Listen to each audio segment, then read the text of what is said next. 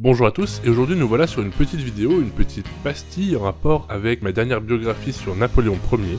On a vu qu'il a eu pas mal de difficultés diplomatiques avec l'Autriche, et on va voir ici l'historique entre les deux nations, et pourquoi c'était aussi tendu. On va aller assez vite jusqu'à l'époque napoléonienne. L'Autriche, ou plutôt l'Empire d'Autriche, est créé en 1806. Avant cette date, il faisait partie du Saint-Empire romain germanique, sous forme d'un duché, et jusqu'en 1359, où ils deviennent alors un état impérial, toujours dépendant du Saint-Empire. Au XVIe siècle, le royaume de France et le Saint-Empire se battent pour la suprématie de l'Europe. On est sur qui est la plus grande, tout en gardant des relations, dirons-nous, convenables. Pas de guerre, mais des tensions. Un peu sur un système de guerre froide. À partir de 1555 et le traité d'Augsbourg, les deux pays établissent une bonne relation qu'ils vont garder pendant les conflits religieux des 40 années qui vont suivre. Ils vont garder une bonne entente jusqu'à la Révolution, et ils vont aussi très bien s'entendre avec l'État impérial d'Autriche. Toutes ces relations vont se solder par des mariages, et notamment celui de Louis XVI et Marie-Antoinette, issus de la famille dirigeante autrichienne. Un tournant majeur va avoir lieu. Au vu de ce qu'on a dit avant, vous pouvez vous en douter, c'est la Révolution. L'État d'Autriche déclare la guerre à la France suite à la chute de la monarchie. Les raisons, ils sont contre l'arrivée d'une république, et ont une rancœur envers le traitement réalisé à la famille royale française, qui était, je le rappelle, liée par Marie-Antoinette à la famille royale autrichienne. À cette époque, la France est en guerre avec une grande partie de l'Europe, due aux révolutionnaires. L'idée de révolution et d'instauration de république à l'encontre des monarchies en place en Europe depuis très longtemps faisait peur à beaucoup de nations. La situation va changer avec l'arrivée au pouvoir de Napoléon, en France, et de ses idées expansionnistes qui ont accéléré la chute du Saint-Empire romain germanique et la création de l'Empire autonome d'Autriche en 1804. En 1806 et la proclamation du Premier Empire en France, une succession de périodes de guerre et de paix, avec notamment un mariage, va avoir lieu avec l'Autriche. Ceci est expliqué dans la vidéo sur Napoléon justement, lien que je mets en description et en fiche si ça vous intéresse. Alors, que s'est-il passé après la chute de Napoléon?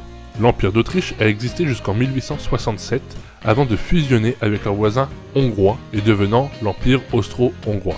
Jusqu'à cette fusion, les relations avec la France étaient cordiales, dues à la réinstauration d'une monarchie, et même avec le Second Empire, cela n'a pas posé de problème. L'Empire austro-hongrois va devenir un des trois empires majeurs de la Première Guerre mondiale, aux côtés de l'Empire allemand créé en 1871 après la chute du royaume de Prusse, et avec l'Empire ottoman. Ils vont s'opposer au camp allié qui compte des nations comme la France, l'Angleterre, la Russie et les États-Unis. L'Autriche et la France sont donc à nouveau en guerre. La victoire alliée provoque la chute de l'Empire austro-hongrois et provoque la création de la République d'Autriche qui va tenir jusqu'à l'annexion du pays par le régime de l'Allemagne nazie.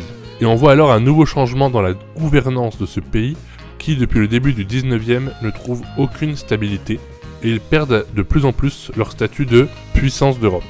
La Seconde Guerre mondiale ne va pas les aider. En effet, dû à leur annexion, l'Autriche s'est battue avec l'Allemagne dans cette guerre, et on parle souvent à l'issue de cette guerre de l'occupation de l'Allemagne avec le mur de Berlin, mais l'Autriche de 1945 à 1955 a vécu la même chose. Vienne était aussi divisée en quatre, entre l'URSS, les États-Unis, la France et l'Angleterre. Cette occupation prit fin avec la prise d'indépendance complète de l'Autriche en 1955, grâce au vote d'une loi qui fait de l'Autriche un pays neutre de la guerre froide, à une époque où l'Europe se retrouve coupée en deux entre l'Est et l'Ouest. Et depuis la fin du XXe siècle, l'Autriche a intégré l'Union européenne et la zone euro, ce qui fait de la France et de l'Autriche, actuellement, des alliés économiques. Cependant, l'UE est la seule organisation internationale dont l'Autriche fait partie. Ils ne sont pas dans d'autres alliances internationales, surtout militaires, comme l'OTAN. Pour conclure, c'est une relation diplomatique en dents de scie, entre alliance, guerre et mariage.